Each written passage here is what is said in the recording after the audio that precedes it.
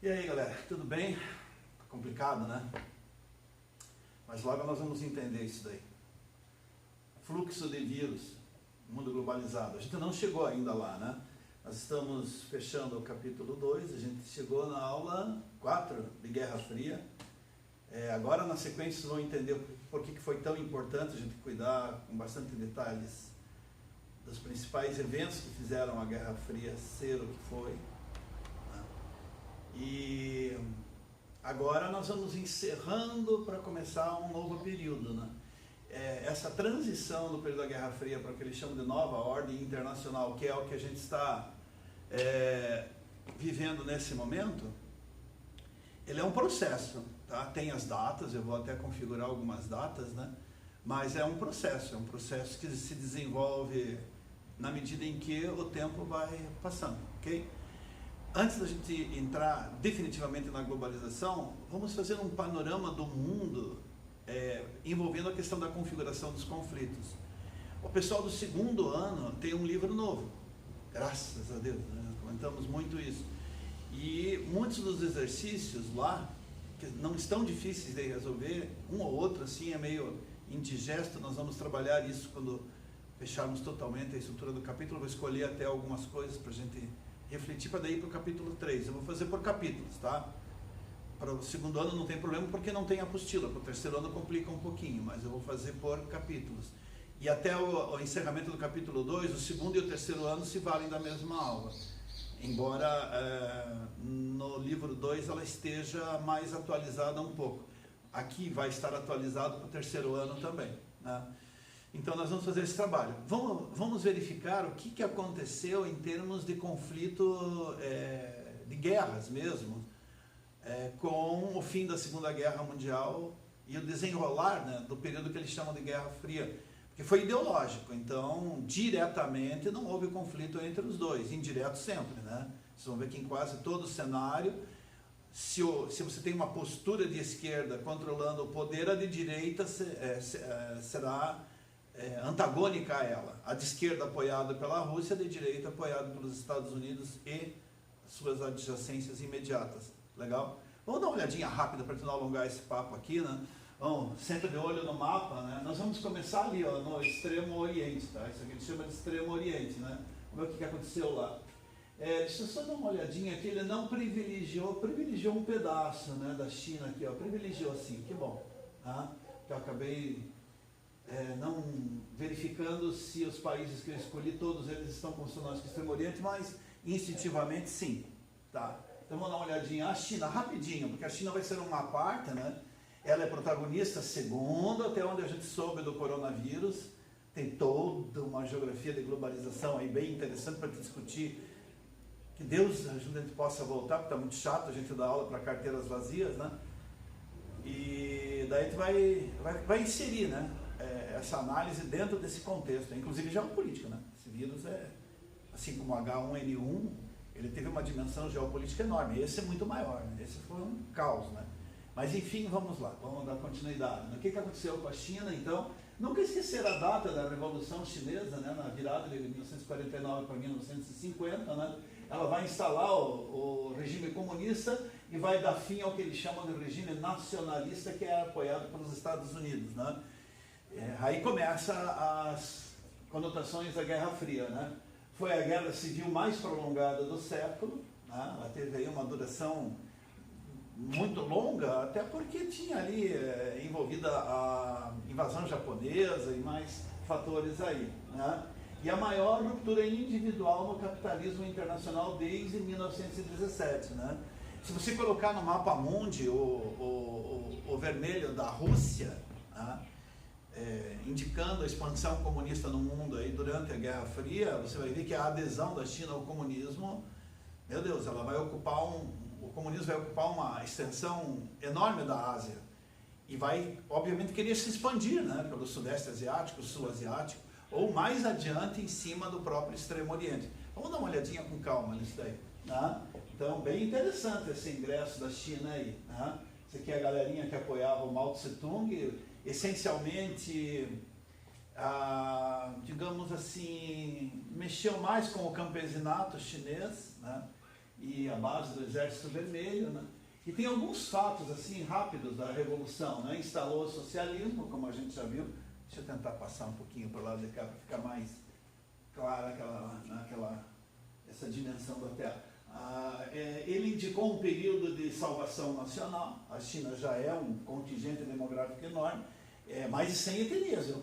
Pode mostrar um pouquinho melhor, né? Não é, a China é a terra dos chineses, não é bem assim, né? Detesto quando acontece isso daí, né? A liderança foi do Mao Tse-tung, eu nunca esqueço essa figurinha aí, né? Para sacadinha rápida, a Revolução Chinesa de 1950, liderado pelo líder do Partido Comunista Chinês, Mao Tse-tung, tá verdadeira, vamos em frente. Né? É essencialmente contra-capitalista, né? E vai ter uma conotação bastante interessante aí, né? Quando o Partido Comunista assume o poder, os derrotados são os nacionalistas, né? O Partido Nacionalista apoiado mais pela noção de modernidade da China e, consequentemente, apoio das potências ocidentais, tá bom? Então, esses nacionalistas vão fundar Taiwan, vão formar esse país apoiado pelos Estados Unidos, né? Na Ilha de Formosa, se chama de Ilha de Formosa. Rapidinho, também que depois Taiwan merece um caso à parte, né?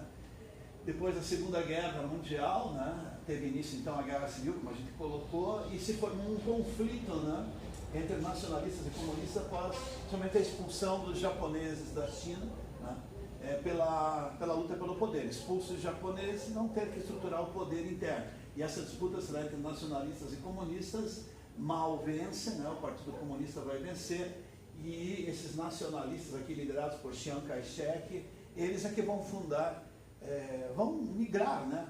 Da China comunista para a China nacionalista, né? Em 49, então, eles foram derrotados, né?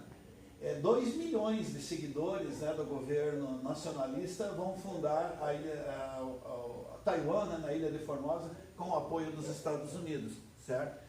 Então, nasce ali o protótipo de um país, né? Ela passa por períodos de reconhecido, não reconhecido, uma hora está na ONU, depois vai ter que sair para inserir a China. É meio complicadinho isso daí, nos aprofundamentos a gente vai lá. Mas o desdobramento é interessante, né? Com a Revolução Comunista, mais um país aliado à expansão comunista da Rússia, e a formação de um proto-país, vamos dizer assim, né? Taiwan é um proto-país, esse capitalista, muito próximo da China continental, né? Ou comunista, e apoiado pelos Estados Unidos. Vai gerar alguns focos de tensão bastante interessantes durante a Guerra Fria. Então não esqueçam, né? É só uma generalização. Olha a ilhazinha, né, de Formosa, o país Taiwan, a capital Taipei, né? Bem pertinho da China continental. Aqui aconteceu muito cenário, né, de brincadeira das tropas chinesas perto né, da ilha de Formosa, de Taiwan, às vezes até com movimentação do poder naval norte-americano por aqui para brincar também, né, fazer exercícios da OTAN ou coisa parecida, né, e sempre tinha um focozinho de tensão. Isso vai ter um desdobramento agora, tá bom? A globalização ela vai criar uma ansiedade da China em relação a Hong Kong, como vocês viram, que eu não vou falar agora. Hong Kong é interessante, mas deixa para depois. E Taiwan, tá bom? Taiwan, né? A China reivindica essas duas coisas aí. Tá aí, então, né, a questão de Taiwan. O Japão é uma história à parte, né? Vai formar uma nova nação após a Segunda Guerra Mundial, né? E com a influência dos Estados Unidos vão tentar criar um novo povo, assim como foi articulado com a Alemanha, né? Criar um novo país, um novo povo, uma nova ideologia, tentar tirar aquele ranço, né, que compôs a ideologia dos países do eixo, tá bom? Então vamos lá, né? Hiroshima e Nagasaki, né, as duas foram uma demonstração de força imensa, né, naquela transição da reunião de Yalta para Potsdam, né? Foi bastante significativo o exercício nuclear. Exercício nuclear, essa é legal, isso é para refletir, né? Que os Estados Unidos fizeram com Hiroshima e Nagasaki. Tem muita polêmica, tá? Muita polêmica, mas enfim. Né? E aí o Japão está destruído, né, gente? Ele está destruído em todos os sentidos e precisa de um processo de reconstrução. Esse vai ser o cara, né? Você pode ver, o americano ele é interessante, né? Como ele é folclórico, né? Como ele apela para folclore, criação de mitos, né? O povo americano é muito dependente dessas questiúnculas, vamos dizer assim, né? Que é a criação de mitos e salvadores da pátria, do mundo, né? O general MacArthur, ele tem uma indumentária do Popeye, né? Esse aqui é o cachimbo, retrata uma cópia do cachimbo do Popeye, né? Aquele que comia espinafre. Era um desenho bem legal que a gente assistia quando era criança, lá no auge daquelas questões da Guerra Fria, e ele era um marinheiro fraco e tinha um amigo inimigo, o Brutus, né, que competiam pela Olívia Palito, que era uma sequelada lá, né, e quando o Brutus se impunha em termos de força contra o Popeye, ele comia espinafre e moía o planeta inteiro, daí moía o Brutus, e sempre ficava com aquele jogo de charme da Olívia Palito, que, diga-se de passagem, era horrível, mas muito disputado pelos dois, né? E o MacArthur cria essa, né, traz para ele a ideia do Popeye, né? Ele vai exercer uma espécie de um governante efetivo do Japão, né? Ele vai ser o grande reformulador, né? E as reformas serão amplas, tanto no campo político, econômico como ideológico, né? E ali começa a se inserir o norte-americanismo, né? Toda essa visão de Japão punk, Japão, né, vamos dizer assim, fashion, ficou legal essa palavra, eu lembrei na hora. Hoje, né, meio transfigurado em termos de cultura oriental, etc. e tal, muito dessa imposição do ideologismo norte-americano, país que precisava ser dissolvido, né, em termos de fundamentos culturais e coisas por aí afora. É bem interessante também essa questão. Olha, o Japão novo perto, né, do que era o Japão de antigamente, né? E vai nascer a partir daí uma potência asiática, né, apoiada pelos Estados Unidos, pelo dinheiro do Plano Marshall, Plano Colombo, essas coisas assim, né? Vai fluir dinheiro, mas tudo vai ser extremamente controlado. Como o Japão não pode produzir armas e não pode ter um exército convencional, todo o dinheiro é para reconstruir e será desenvolvido, vai ser aplicado no desenvolvimento de tecnologia. Vejam que dos 3 países, né, que receberam dinheiro e ficaram com as ações de reconstrução militar controladas, a Itália, Japão e a Alemanha, pelo menos o Japão e a Alemanha são hoje o que são de novo, né? E tem muito a ver com isso, né? Muito do dinheiro foi para ciência e tecnologia mesmo, né? Aí o imbróglio, um dos grandes imbróglios, logo depois foi a divisão da Coreia, né? Tudo ali no Extremo Oriente. Veja quanta coisa aconteceu no Extremo Oriente. A reformulação do Japão, a expansão comunista sobre a China, né? A separação da China comunista da China nacionalista, e agora a guerra da Coreia, né? Ela eclode em 25 de 6 de 1950, né? Praticamente 5 anos depois que terminou a Segunda Guerra Mundial. Vai ser um dos envolvimentos dos Estados Unidos, né? Bem interessante essa foto aí, é uma foto bem chocante, né? Coreano matando o coreano, e a dificuldade de resolver o problema. Aí vão aparecer alguns personagens, né, bastante interessantes. A evolução assim transfigurada, rápida, né? A rendição japonesa em 45. Havia muitos países que o imperialismo japonês tinha ocupado, a Manchúria, né, a Coreia, a Península da Coreia, e vai por aí afora. E a situação se complicou na Península da Coreia daí, com a desestruturação total do Japão. Né? Ideia, expulsar os japoneses. E depois, eu tenho uma expansão comunista, né? E na Coreia é um projeto de expansão da invasão japonesa lá. Né? E aí vão acontece, né, essa retirada dos japoneses da península, e ocorre um conflito entre os interesses comunistas da região norte, apoiados pela China e pela União Soviética, e uma resistência à expansão comunista na parte mais sul da península. E aí vai iniciar o conflito. Depois vamos estudar um pouquinho mais, né, com calma. Isso aqui é só para entender o cenário generalizado. Né? E como no conflito aparentemente não teria uma solução muito rápida, se estabeleceu um acordo para a divisão da península, né, em 2 Coreias pelo paralelo de 38 graus norte, tá bom? Então ali é uma linha quase retilínea, porque pressupõe paralelo, né? E aí a Coreia ficou dividida, assim, ó, tá bom?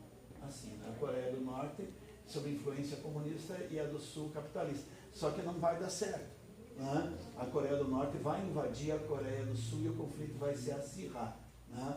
Às vezes eles brincam com o paralelo de 38 graus norte, né? Sempre que a tensão lá se complica, eles colocam, né? E e aí foram criadas. E aí começa a história da atual Coreia, né? O líder, né, Kim Il-sung, foi o grande líder desta, digamos assim, emancipação política da Coreia do Norte, né? Da própria guerra, né? Foi um dos líderes da guerra. E, consequentemente, né, a família Il-sung vai se perpetuar no poder como uma dinastia. Eles criam toda uma ideologia de adoração, depois vão ver mais aprofundadamente, né? Mas essa é a origem. Há um conflito por questões ideológicas, né? Comunista-capitalista. Aparece a figura, então, do grande líder e do que será mais tarde rotulado efetivamente como Coreia do Norte, né? E aí se cria toda aquela ideologia de adoração da família Il-sung, né? Aqui o representante da parte capitalista da Coreia, né? E vai se tornar o primeiro presidente da Coreia do Sul também, né? Mas esse nome aqui menos sofisticado, né? Mas mesmo a família Sung, que vai se perpetuar no poder do Kim Il, né? Ao Kim Jong, ao Kil-un-sung, né? Então, aos pouquinhos vai se construindo essa dinastia Sung, né? O Vietnã, esse é o que mais cai em vestibular, né? A Coreia do Norte, com essa questão do projeto nuclear, é importante, mas vai ser um estudo mais profundo. E aí o Vietnã, né? O Vietnã foi tudo, né? Tudo que se discutiu a respeito dessa interferência localizada dos Estados Unidos, o Vietnã merecerá também, obviamente, quando estudarmos o Sul Asiático, um aprofundamento um pouquinho melhor, né? E aí vai estourar a Guerra do Vietnã, né? A região do Vietnã, né? Meio que sudeste asiático já, né? Não é tanto mais o extremo oriente, mas meio complicado essa divisão, né? E a guerra vai estourar com a mesma conotação, né? Expansão das tendências da União Soviética e China para uma região do sudeste asiático com resistência, né? Envolvendo os interesses norte-americanos na não expansão comunista, tá? Mas vamos ver um pouquinho melhor também, né? Basicamente o Vietnã, a parte norte, né, influenciado pelas ideologias comunistas, e o Vietnã do Sul apoiado mais pelos Estados Unidos. Legal? Mas vai ver as conotações. O conflito foi terrível, né? As bombas assim na palme aqui, vocês estão vendo, né? Um gel que explode, né? E uma bomba só faz um efeito destruidor muito grande, né? Fotografias famosas e muito questionamento a respeito do uso de armas químicas e incendiárias, e horrível, né? Base do conflito, né? Logo depois do fim da Segunda Guerra Mundial, o Vietnã declarou a independência da França. Não reconheceu, né? Não reconheceu esse ato. E aí explode uma guerra, né? Que seria conhecida como a Primeira Guerra do Sudeste Asiático, para o reconhecimento dessa independência, né? Que é a utilização do agente laranja, o pentaclorofenol, né? Porque o vietnamita atuava intocado aqui dentro dessa floresta, né? Ele não entrava muito em batalhas diretas com os Estados Unidos pela força tecnológica americana, né? Então ele se entranhava aqui e fazia emboscada, armadilhamento de espaço, né? Tecnologia de guerrilha quase, né? Na verdade é uma técnica de guerrilha. E aí isso matou os Estados Unidos e levou ao fracasso toda aquela tecnologia, né? A Conferência de Genebra, em 1954, pediu para que fossem criados dois países, né, com dois governos distintos, né? Ao norte, o Ho Chi Minh. Às vezes aparece essa figura aqui, líder, né, dessa expansão comunista no Vietnã, né? E a do Sul, né, liderada e apoiada pelos Estados Unidos, certo?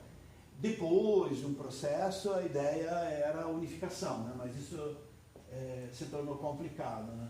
A guerra envolveu também um extermínio generalizado de pessoas, né, em função do desembarque das tropas americanas. Não houve a presença direta de soldados russos, né?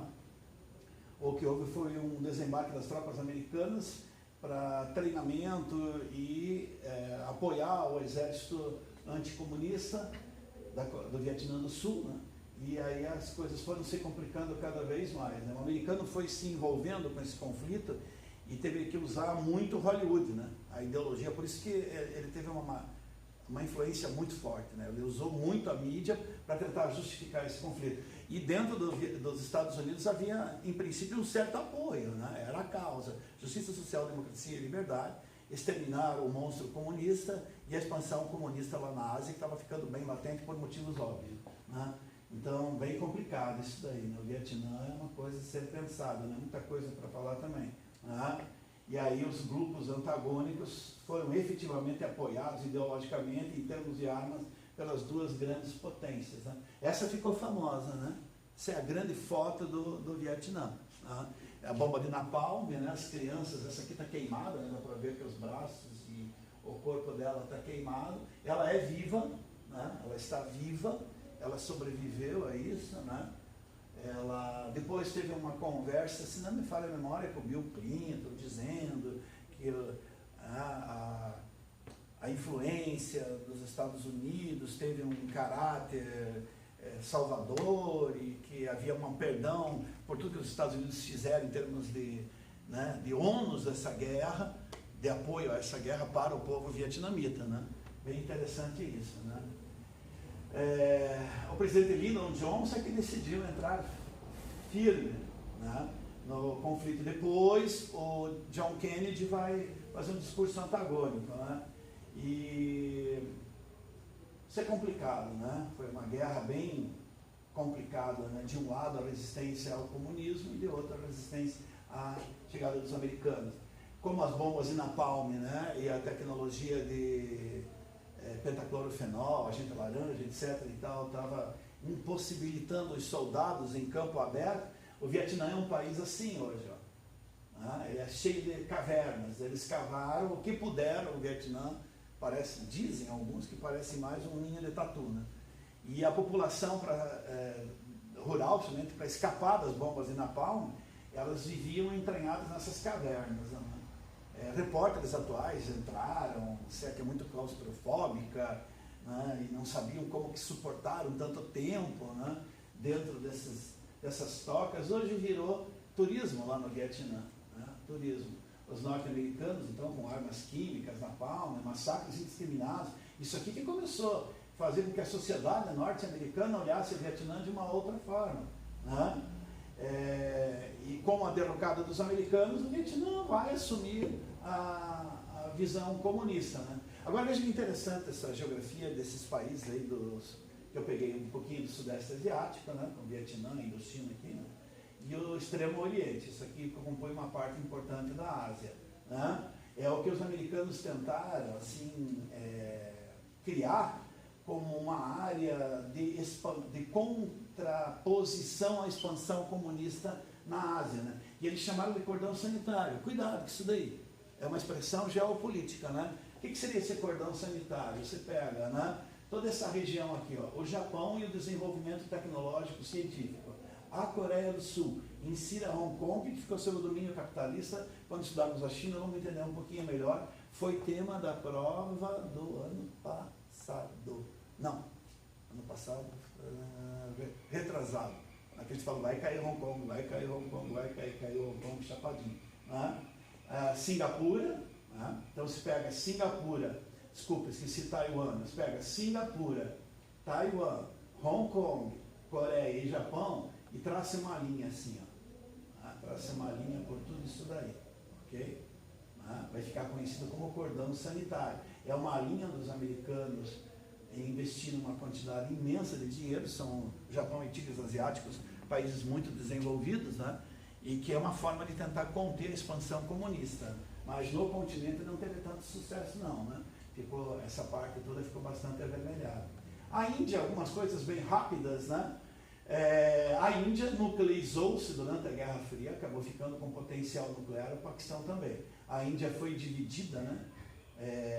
O território, né, que pertencia à Índia, dominada pelo Império Britânico, né?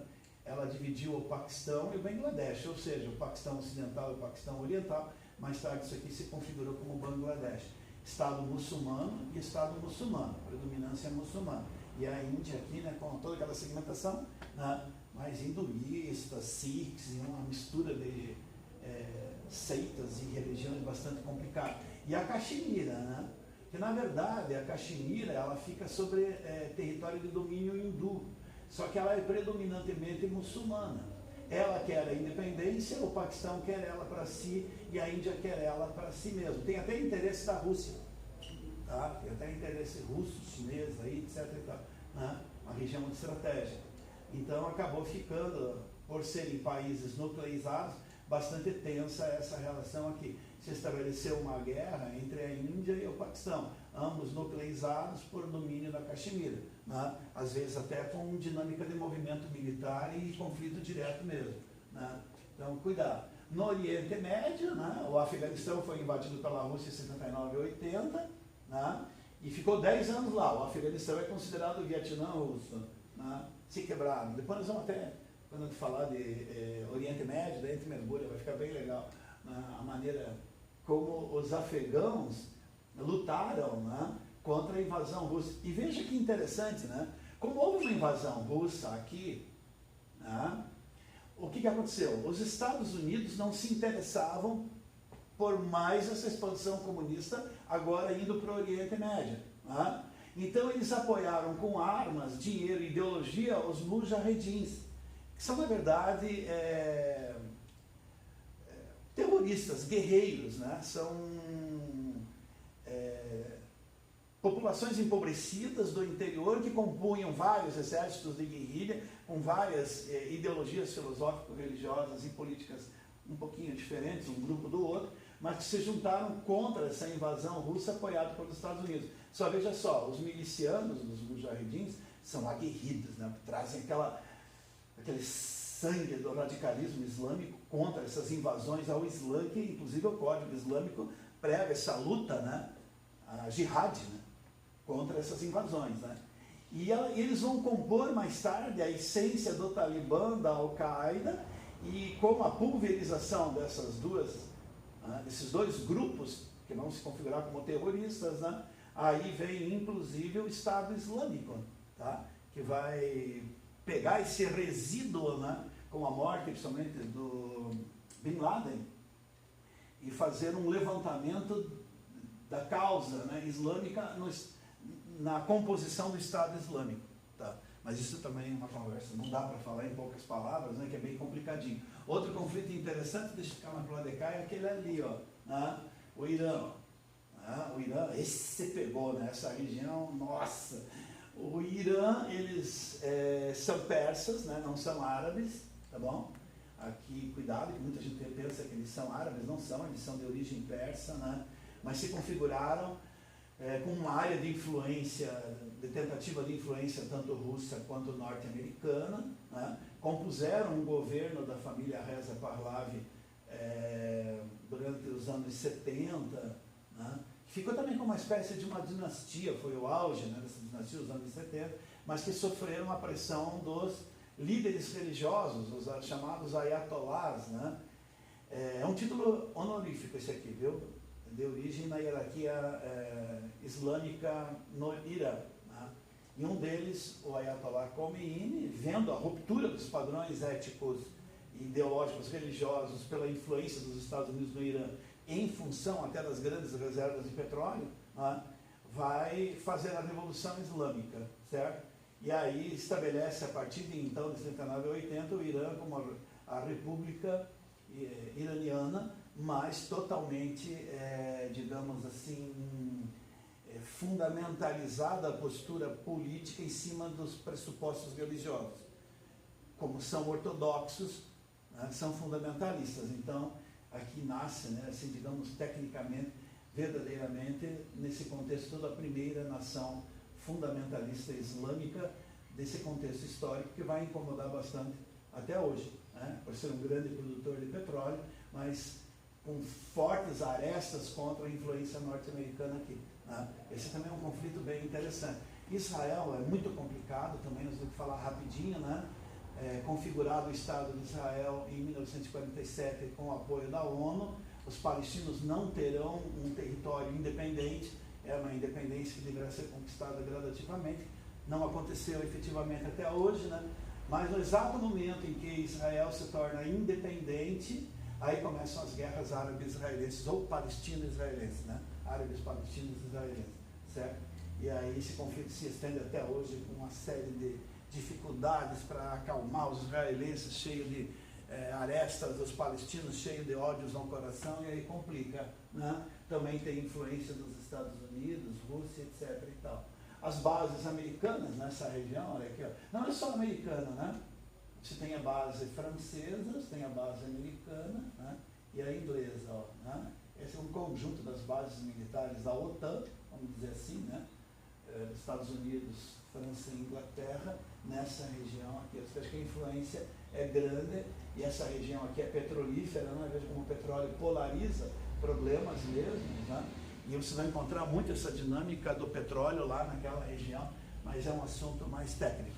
Nós vamos fazer uma paradinha aqui, mas rapidinho, tá? Nós vamos para um segundo tempo, um pouquinho mais curto, que aqui é a coisa mais complicada, mas para analisar a América Central, África, América Central e América Latina, né? A gente já pode entrar em globalização, porque esses conflitos têm uma conotação com o esgotamento dos argumentos da Guerra Fria e consolidação de novos argumentos em função das tragédias que geraram. Mas haverá outros componentes aí, e aí a globalização entra em curso, valeu? Então vamos dar um tempinho. Fechou.